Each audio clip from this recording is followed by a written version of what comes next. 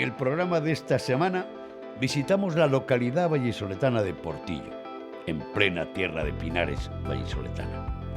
Entramos en el pueblo natal del médico e investigador Pío del Río Ortega, a quien recuerdan sus paisanos con cariño y admiración. Don Pío dejó una huella rotunda en la medicina española y fue propuesto 2 veces a Premio Nobel. Y ni el exilio ni su ferviente actividad científica le alejaron nunca de su tierra y de los recuerdos de la infancia y juventud que le acompañaron siempre. De ahí que todavía hoy los portillanos y las portillanas sigan disfrutando de una parte de su herencia sentimental. Pero Portillo es una localidad con vida, sin amenazas de despoblación. Su buena comunicación viaria, su proximidad a la ciudad de Valladolid, la actividad artesana, su industria agraria y su agenda cultural y turística garantizan presente y futuro. El cultivo de hortalizas y ajos marca su paisaje agrario. De ajos hablaremos con uno de sus productores, Carlos Toral, al frente de una cooperativa familiar marcada por la innovación. Portillo no ha perdido su corazón de barro y ahí están un numeroso grupo de artesanos alfareros que siguen dando vueltas al torno y fabricando cacharros como lo hicieran sus antepasados.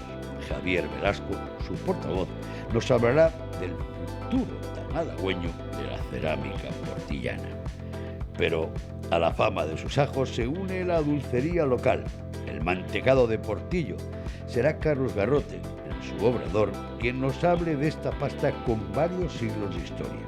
Con Pedro Alonso, miembro de la Asociación del Masegar, descifraremos las claves del éxito de los conciertos de la estufa, que ya son una cita obligada en el calendario musical de Castilla y León.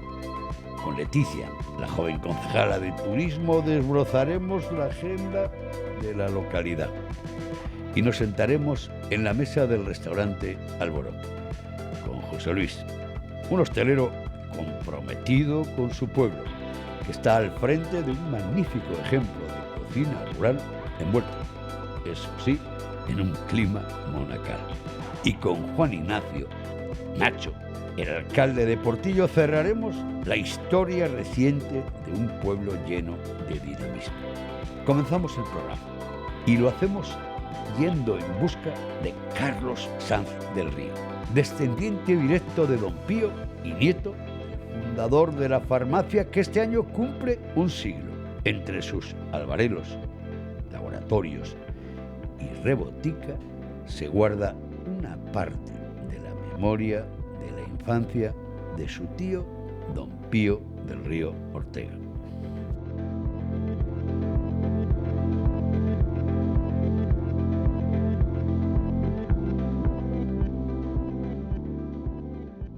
Carlos, por esa ventanuca del despacho de la farmacia, ¿pudo haberse asomado algún día Pío del Río Ortega?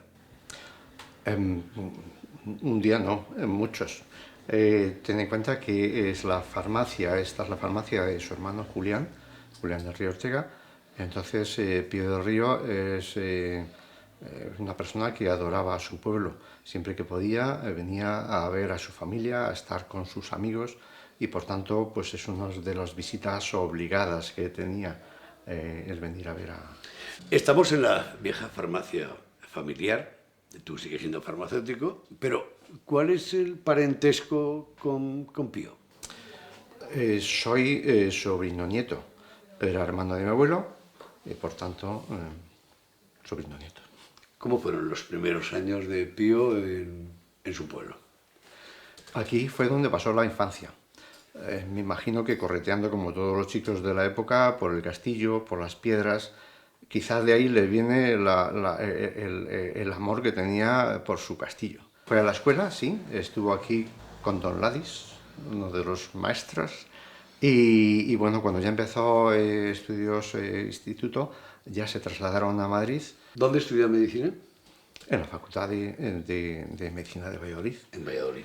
Complementa además los estudios con Bellas Artes, el dibujo le apasionaba, y luego, bueno, pues esta formación le sirve para poder plasmar todo lo que veía por el microscopio en papel, con lo cual las láminas que tiene son impresionantes. ¿Y de qué manera Pío del Río entra en contacto con el mundo científico, con los padres de la histología del momento?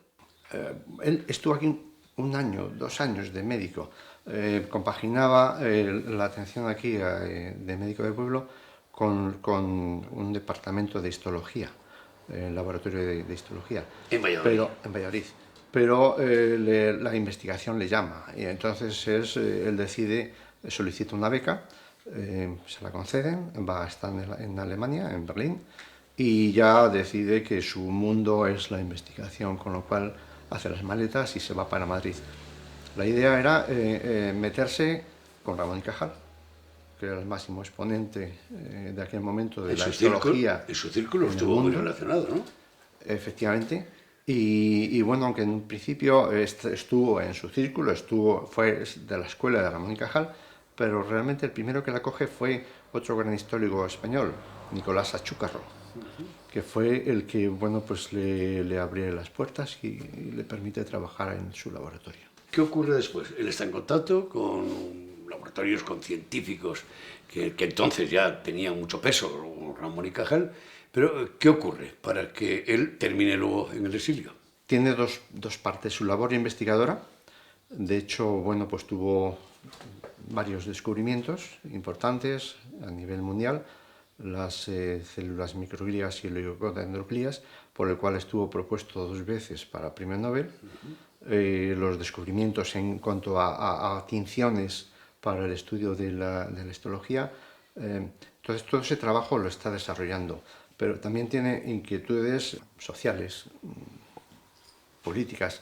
Entonces, él estuvo metido como director general de Sanidad y fue en esta época cuando estalló Durante la República él es director general de Sanidad. Sí, cuando la Guerra Civil Española, y él tiene que exiliarse. Va a París.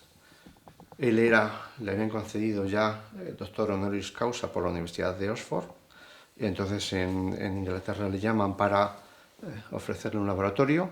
Está ahí un tiempo, pero no acaba de encontrarse a gusto y bueno, pues acepta el ofrecimiento que le hacen desde Argentina. Le crean una cátedra para él, expresamente para que pueda seguir con sus investigaciones, y se va a Argentina. Y muere en Argentina. Y ahí ya es cuando efectivamente muere en Argentina. Pues ya está enterrado en el Panteón de Hombres Ilustres de Valladolid. Teniendo en cuenta, Carlos, que además de familiar, eres un hombre vinculado a la medicina, ¿en qué crees tú que ha contribuido Pío del Río Ortega a la ciencia y a la medicina?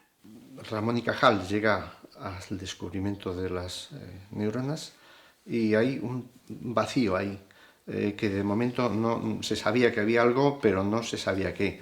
Pío del Río Ortega, con las tinciones que desarrolla, consigue ver esos elementos.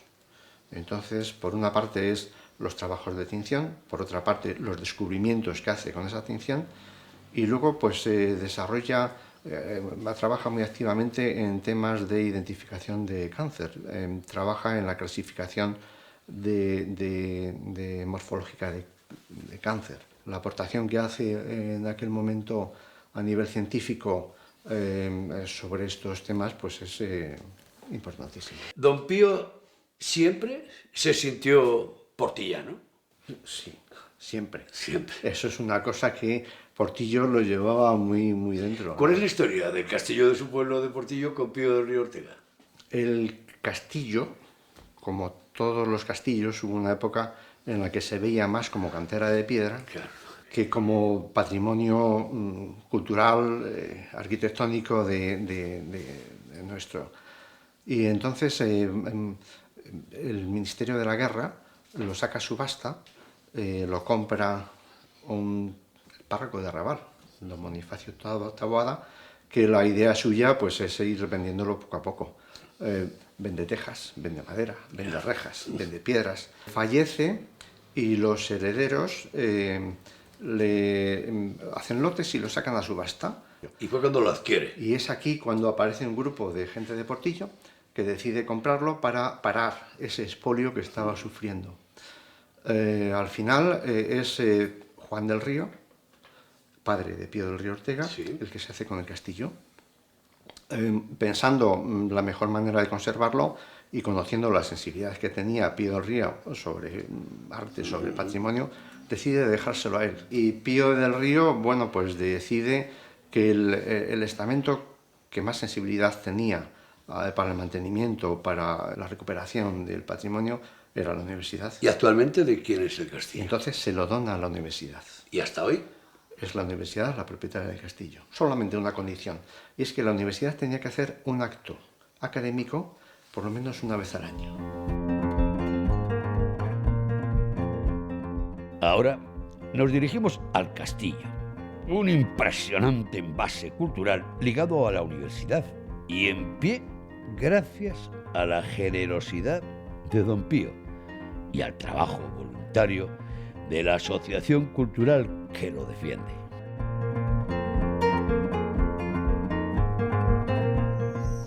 El último acto académico que hizo la Universidad de Valladolid en el Castillo de Portillo, ¿cuándo fue? Pues fue en el mes de mayo. Aprovechamos los meses de mayo, mediados de mayo, y bueno, pues la verdad es que en la universidad vino el actual rector, fue uno de los primeros actos, por no decir el primero que tuvo, con parte de su equipo, con el equipo del decano de la Facultad de Filosofía, numerosos profesores, y la verdad es que fue, bueno, pues a nosotros nos dio la imagen de que se comprometía la universidad con su castillo. Estamos ante un castillo vivo, que socializa su contenido, que abre las puertas, que beneficia a los portillanos y a las portillanas. Sobre todo es como patrimonio histórico-cultural, que es bien de interés cultural, declarado en el 35, pues turísticamente la aportación que hace es innegable. Puede ser un recurso muy importante desde el punto de vista turístico, económico, social. Se enseña los fines de semana, tenemos unos horarios, a diario si alguien lo necesita puede contactar con nosotros, se le abren las puertas. Y luego durante todo el año se están realizando actividades, desde visitas guiadas los domingos, visitas nocturnas teatralizadas los viernes de verano, que la verdad es que lo recomiendo porque son muy simpáticas. No hay castillo sin historia. ¿Quiénes labraron la historia de este castillo? El castillo las primeras noticias datan de 1472. Pertenecía a Enrique II. Luego ha sido un castillo real. Ha ido perteneciendo sucesivamente a distintos reyes, quizás los más representativos, los que más han estado aquí, Juan II, padre de Isabel la Católica, Enrique IV, y luego pues pasó ya a los condes de Benavente, que fueron los que han seguido hasta hace... Y después de todos estos siglos, ¿qué es lo que vemos los que entramos en el castillo de Portillo ahora? La torre del homenaje, perfectamente se puede subir. Una cosa muy emblemática es el pozo, que se puede bajar hasta el agua. Es unas escaleras en forma de espiral, que la verdad es que hay muy poquitos castillos que lo tengan. Y bueno, pues pasear alrededor de las murallas, el patio de armas como es este, hay muchos sitios, muchos rincones que merecen la pena visitar. Carlos, los visitantes que entran en el castillo de Portillo en algún momento asocian la figura de don Pío del Río Ortega con este ejemplo de la arquitectura militar. No, ahí yo no creo que haya mucha gente que sepa que fue Pío del Río el que donó el castillo a la universidad. Sí que se sorprenden cuando ven la figura de Pío del Río, que está aquí representado. Intentan asociar, ¿no? Un científico con el... Preguntan, pero bueno, en general no. Muchas gracias. Y enhorabuena por esa labor desde la Asociación de Amigos de los Castillos en Portillo. Nos vamos en busca de Leticia, la joven concejala de turismo en la localidad.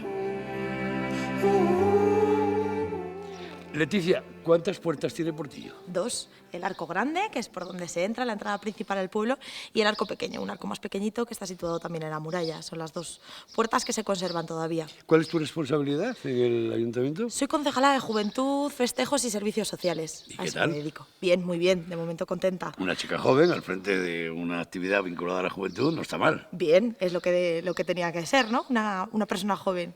Intentar mover a la juventud un poco del pueblo con actividades culturales y deportivas y animar un poco el pueblo. Hace algunos años conocí a muchos cultivadores de ajo en tu pueblo. ¿Continúan? Por supuesto, y muy buenos. Hay grandes cultivadores de ajo todavía vinculados a esta actividad tan importante de Portillo que todavía sigue en pie y es importante, claro. ¿Siguen algunos alfareros manchándose las manos de barro en el torno con las pellas? Se siguen manchando las manos de barro, al menos 9 alfareros todavía. Y si los visitas puedes comprobar que todavía hasta tú te puedes manchar las manos de barro. No me digas que tu generación también come mantecados de Portillo. Se seguirán haciendo. Todos los días que podemos intentamos disfrutar de los mantecados de Portillo, un gran producto de Portillo, además que nos tiene identificados a nivel nacional, nos identifican con él. Tú eres una chica joven, pero seguro ¿has escuchado música alguna vez al calor de una estufa? Sí, los conciertos de la estufa, míticos conciertos de la estufa, que este año además han celebrado el 20 aniversario con un gran concierto y reúnen en torno a esa estufa a mucha gente venida de toda España y ponen también el nombre de Portillo en el panorama nacional. ¿El castillo de Portillo sigue abierto al público? De momento sigue en pie, de momento no lo han tirado, así que sí, sigue al público y todavía le puedes visitar. Leticia, los chicos y chicas de tu generación asociáis, conocéis la importancia de la figura de un médico científico español como Pío del Río Ortega. Sí, sí, por supuesto. Además, aquí tenemos todavía familiares de Pío del Río que hacen que un poco su memoria siga viva. Y aquí a mi espalda tenemos la casa donde él vivió, el castillo. Todos sabemos que perteneció a Pío del Río. Así que sí, le vinculamos y le estudiamos en el colegio todavía. Muy bien, pues voy a comprobar todo lo que me has contado. Y ha Muy sido bien. un placer conocerte. ¿Te gusta ser concejala? Me encanta ser concejala. Sí.